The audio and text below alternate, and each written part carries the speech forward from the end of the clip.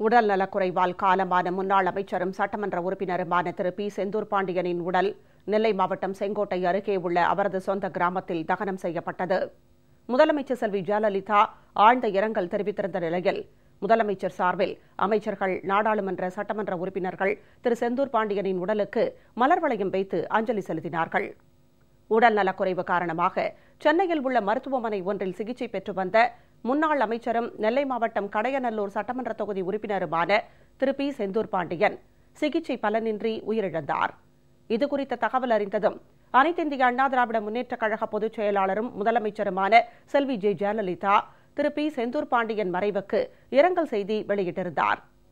இதனைத் தொடர்ந்து முதலமைச்சர் செல்வி ஜெயலலிதா சார்பில் கழக பொருளாளரும் கழக ஒழுங்கு நடவடிக்கை குழு உறுப்பினரும் நிதி மற்றும் பொதுப்பணித்துறை அமைச்சருமான திரு ஓ. பன்னீர்செல்வம், கழக இலக்கிய அணி செயலாளரும் சமூக நலம் மற்றும் சத்துணவு திட்டத்துறை அமைச்சருமான திருமதி ப. வளர்மதி ஆகியோர் சென்னை மருத்துவமனையில் வைக்கப்பட்டிருந்த திரு செந்தூர் பாண்டியனின் உடலுக்கு மலர் வளையம் வைத்து அஞ்சலி செலுத்தினர்.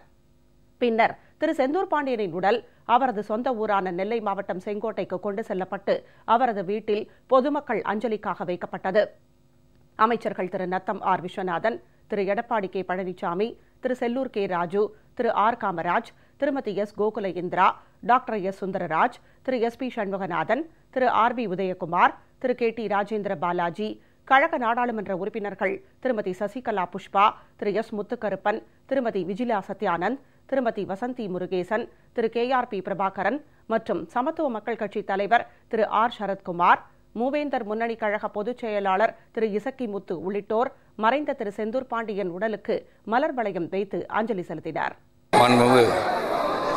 அமைச்சர் செந்தூர் பாண்டி ராஜா அவர்களின் மரணம் உண்மையிலே அனைவரையும் துக்கத்தில் ஆழ்த்திருக்கிறது சொல்ல வேண்டும். குடும்பத்தாருக்கு அனுதாபத்தை என் சார்பும் என் குடும்பத்தின் சார்பாகவும் சமத்துவ மக்கள் கட்சியின் சார்பாகவும் தெரிவித்துக் கொள்கிறேன். அஇஅதிமுக சட்டமன்ற உறுப்பினர்கள், நெல்லை மாநகராட்சி மேயர், கழக நிர்வாகிகள், தொண்டர்கள் மற்றும் பொதுமக்கள் உள்ளிட்ட ஏராளமானோர் திரு செந்தூர் பாண்டியனின் உடலுக்கு அஞ்சலி செலுத்தினர். இதனைத் தொடர்ந்து திரு செந்தூர் பாண்டியனின் வீட்டிலிருந்து அவரது உடல் அலங்கரிக்கப்பட்ட ஊர்தியில் எடுத்துச் செல்லப்பட்டு செங்கோட்டை அருகில் உள்ள கற்குடியில் நேற்று தகனம் செய்யப்பட்டது.